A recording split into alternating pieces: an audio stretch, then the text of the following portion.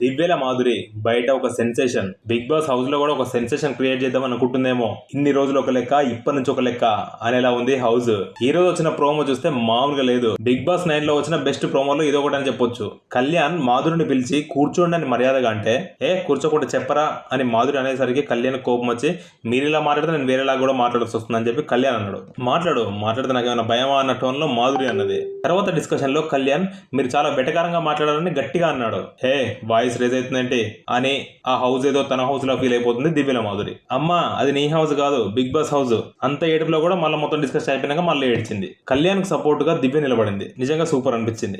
ఏదేమైనా దివ్యల మాధురి గట్టిగా prepare అయ్యినట్టుంది. Big boss house కూడా ఇదే కావాల్సింది, ఇలాంటి కంటెస్టెంట్సే కావాలి. వచ్చిన ఈ వైల్డ్ కార్డ్స్ లో ఫుల్ ఫైర్ స్టార్ అయితే మాకు దివ్యల మాధురి లాగా కనిపిస్తుంది.